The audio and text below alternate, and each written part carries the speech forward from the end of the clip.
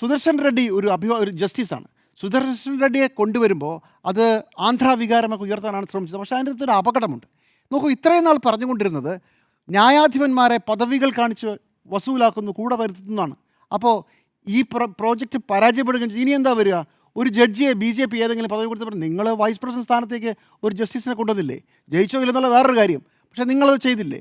അപ്പോൾ സ്ട്രാറ്റജിക്കലി ഇനി കുറച്ചു കാലം കഴിയുമ്പോൾ തിരിച്ചടിക്കാൻ പോവുകയാണ് ബി സുദർശൻ റെഡ്ഡിയുടെ സ്ഥാനാർത്ഥിത്വം. നിങ്ങളൊരു ജസ്റ്റിസിനെ മറ്റു പല ഉദ്ദേശങ്ങൾ കൊണ്ടായിരിക്കാം, ഭരണഘടനയെ ഉയർത്തിപ്പിടിച്ച ആളെന്നൊക്കെയാണ്. പക്ഷേ അടിസ്ഥാനപരമായി ഇന്ത്യ മുന്നണി ഉയർത്തുന്ന ആരോപണത്തിന് ഒട്ടും കൂടെ നിൽക്കുന്ന ഒരു കാര്യമല്ല ഈ സ്ഥാനാർത്ഥിയുടെ തെരഞ്ഞെടുപ്പ് എന്നുള്ളത് ഇനി പാരയാകാൻ പോകുന്ന കാര്യമാണ്.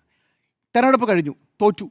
അതിനുശേഷം ഇത് അന്വേഷിക്കണം, പരിശോധിക്കണമെന്ന് പരസ്യമായ ഒരു നേതാവ് പറയുന്നതിലൂടെ ഒരു പ്രശ്നം നമ്മുടെ കൂടെ വോട്ട് പോയി എന്നുള്ളതും മൊത്തത്തിലൊരു ആകെ ഒരു അസ്വസ്ഥത ഇന്ത്യ മുന്നണിയിൽ ഉണ്ടാക്കി എന്നുള്ളതുമാണ്.